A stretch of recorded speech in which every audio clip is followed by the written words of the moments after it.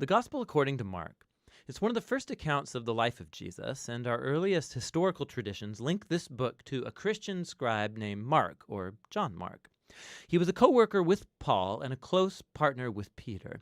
And in fact, an ancient church historian named Papias, he recalls that Mark had collected all of the eyewitness accounts and memories of Peter and then shaped them into this account.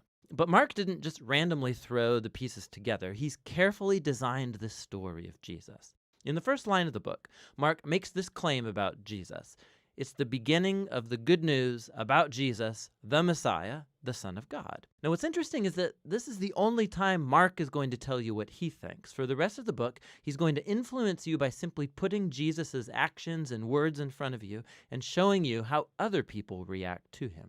Now, Mark's designed the story of Jesus as a drama with 3 acts. The first one set in Galilee, the third one is set in Jerusalem, and the second act shows Jesus on the way from one place to the other. And each of the acts focuses on a repeated theme. So in Act 1, everybody's blown away by Jesus, and they're wondering, who is this Jesus?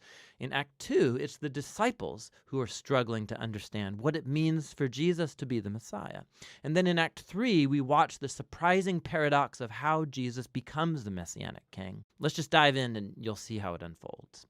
After the opening line, Mark begins with a quotation from the ancient prophets Isaiah and Malachi, who said that God would send a messenger to Israel to prepare them for when God would show up himself to rescue his people and become their king. And Mark introduces John the Baptist as that messenger, and then right when you expect God to show up personally, Mark introduces Jesus.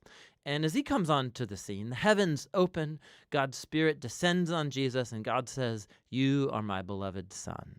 After this, Mark places in front of us a summary of Jesus' core message. He went about Galilee announcing the good news that God's kingdom has come near. Jesus is carrying forward the story from the Old Testament scriptures about God's rescue operation for his world. Through Jesus, God is restoring his reign over the world by confronting and defeating evil and its hold on people's lives, and then by inviting them to live under his reign by following Jesus. From here, Mark's given us a big block of stories showing us Jesus' power as he brings God's kingdom. He goes about healing people whose bodies are sick or broken or under the oppression of dark spiritual powers.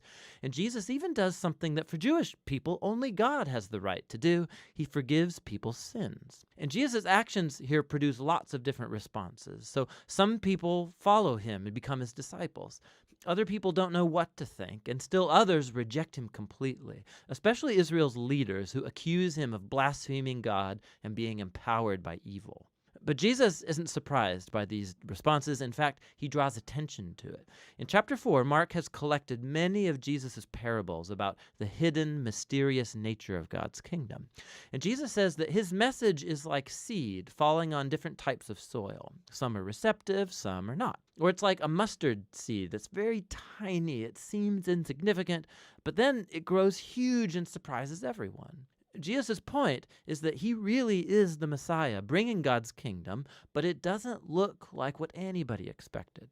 And this growing confusion about Jesus among the crowds is connected to a key idea Mark emphasizes at the end of Act 1, that even among Jesus' disciples there's confusion. Even they are struggling to grasp who Jesus really is, and that brings us to Act 2. It begins with a crucial conversation. Jesus takes the disciples aside and he asks, "Who do you all say that I am?" And Peter speaks up saying, "You're the Messiah." But it becomes clear that for Peter, this means that Jesus is a victorious military king from the line of David who will rescue Israel from the Romans. But for Jesus to be the Messiah means that he's the suffering servant king of Isaiah 53, who will bring God's rule by giving up his life in Jerusalem. And the disciples, they don't get it. They think following King Jesus is going to mean fame and status and importance, and Jesus makes it clear that following him is actually like dying, like carrying your own cross. It means rejecting violence and pride and selfishness and giving one's life out for others in acts of service and love. He has the same conversation with them 2 more times, and it all culminates in Jesus' important statement that the Son of Man did not come to be served, but to become a servant and give his life as a ransom for many.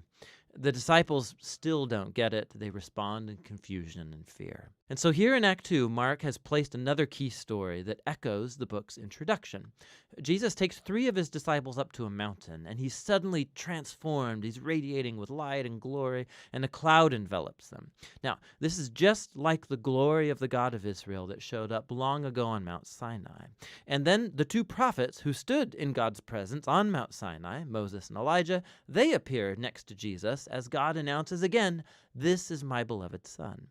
Now, by placing this story in the middle of all these conversations in Act 2, Mark is making an astounding claim that Jesus, God's Son, is the physical embodiment of God's own glory.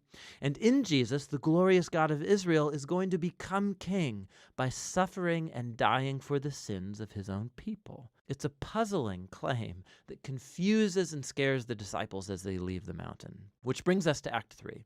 Jesus makes a very public royal entry into Jerusalem for Passover. People are hailing him as the Messiah. Then he enters into the temple courtyard and he asserts his royal authority by running out the thieves and crooks and stopping the sacrificial system. Then this kicks off a whole week of Jesus debating and confronting the leaders of Israel, condemning their hypocrisy, and so they set in motion a plan to have him killed. And Jesus warns his disciples, predicting that Jerusalem and its temple will be destroyed within a generation, and his disciples will be persecuted just like him, until he returns one day to bring God's kingdom fully over the world. And it all leads up to the final night. Jesus has his last Passover meal with the disciples, a symbolic meal that told the story of Israel's liberation from slavery through the death of the Passover lamb.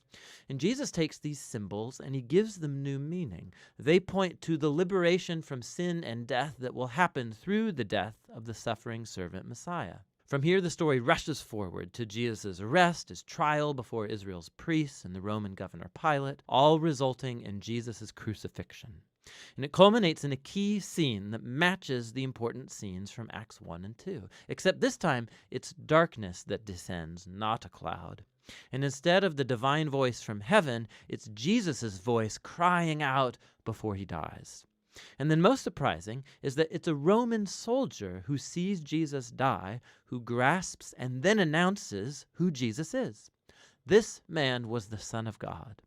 He's the first person in the story to recognize the story's shocking claim about Jesus' identity, that it's the crucified Son of God who's the Messiah, Jesus of Nazareth, who died for his friends and for his enemies. After this, Jesus' body is placed in a tomb, and on the first day of the new week, 2 women from his disciples come to the tomb, and they discover that the tomb is empty, the stone's rolled away, and an angelic man informs them that Jesus isn't here, that he's risen from the dead. And so he orders them to go and tell this good news to the other disciples, that Jesus is alive, that he'll meet them back up in Galilee. And the women, they're freaked out. Mark says that they fled from the tomb in terror, telling no one, for they were afraid. And that's how the book ends, with Jesus' disciples showing the same kind of fear and confusion that concluded Acts 2 and 1. Now, if you look in your Bible, you'll see that the Gospel of Mark has more to its ending, where Jesus appears, he speaks to his disciples, but there's also a note there telling you that that ending is not part of the original book, that it's only found in later, less reliable manuscripts. Now, it's possible that the original ending got lost, or that Mark actually never finished writing his account, but it's more likely that this abrupt ending is intentional to make a point. The entire story has focused on the shocking claim that puzzled Jesus' disciples from beginning to end, that it's the suffering, crucified, and risen Jesus who's the Messiah, the Son of God.